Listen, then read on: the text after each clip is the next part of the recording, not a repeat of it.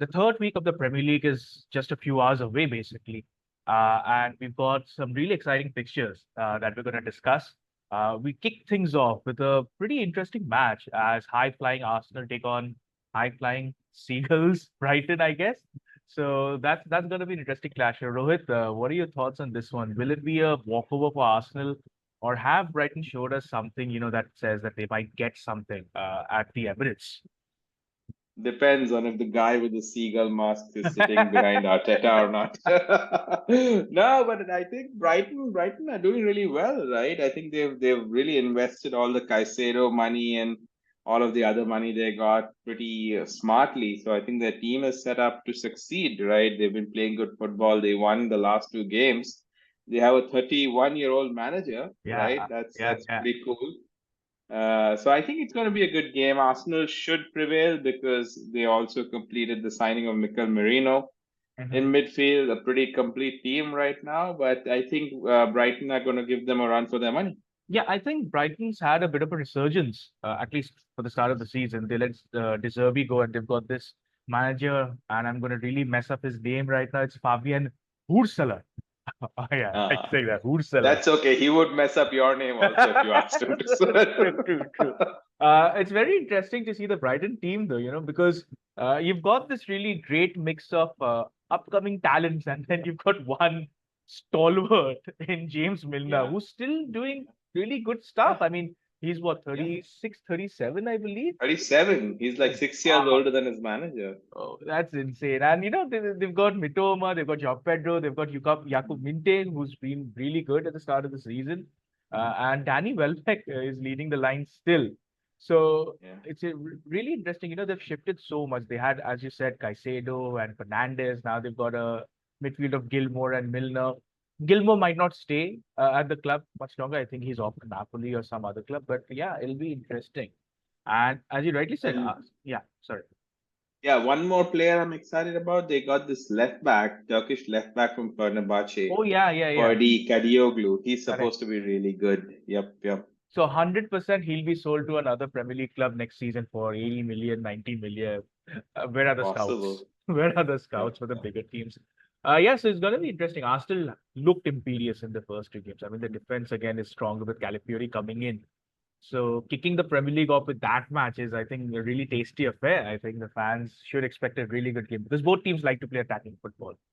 Agree. Moving on, we have some other teams to also discuss, obviously. So we'll start off first with Chelsea, who face Crystal Palace uh, on Sunday. Again, this is a game that, at the start of the season, after the first game, I would have said, that maybe Chelsea will find it difficult to play against a Palace team.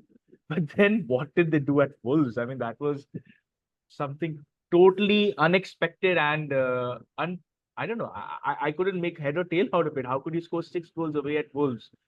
Go ahead, Mansi. Well, well, since then, my friend, in true Chelsea fashion, Chelsea lost to Servette in the Conference League today. They Oh, what? lost 2-1. Yes. Wow, I was asleep. I had no idea. They lost 2-1 away, although the pitch was horrendous and Maresca was basically playing the second string squad.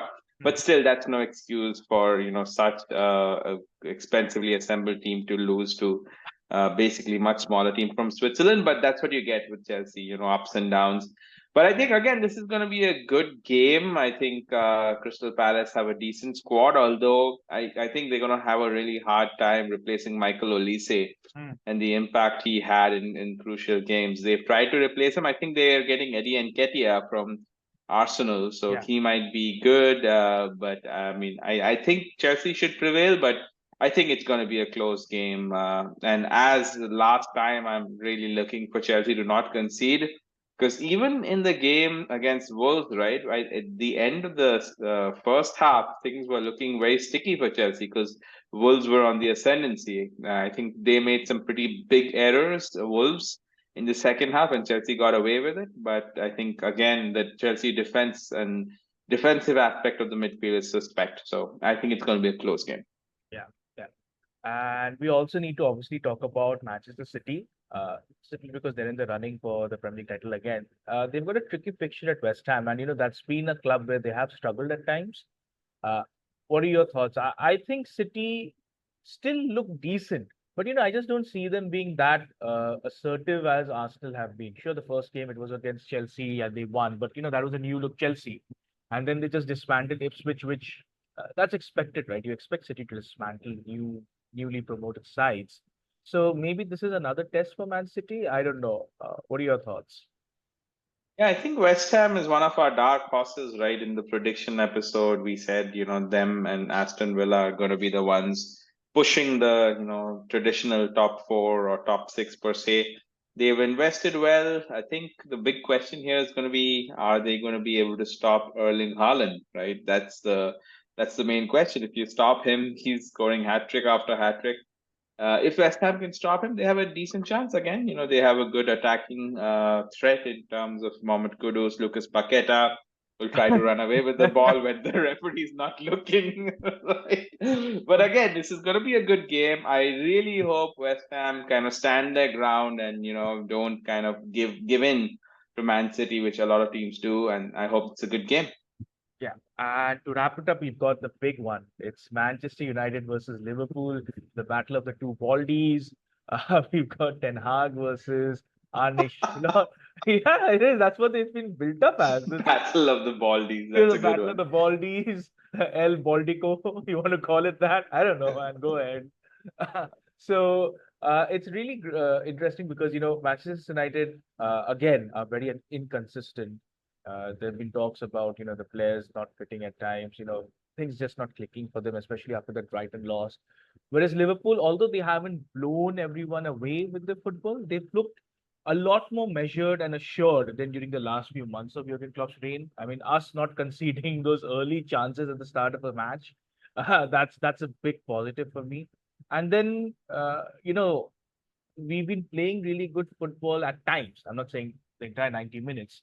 So I would be happy with the draw because it's early season. It's Arne Slot trying to understand. So of course, you're going to United, and the fans will be really backing them. Uh, but it's always a tricky fixture.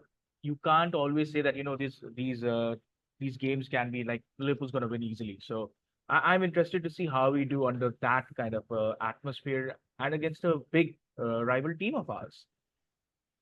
Yeah, and I think Manchester United does well when the opposition is stronger, right? I think Ten Hag sets up his team well in a defensive sense and tries to hit on the counter. So it's going to be an interesting game. But one interesting thing I saw about Manchester United is Mason Mount is injured again, right? He's been out from the entire last season.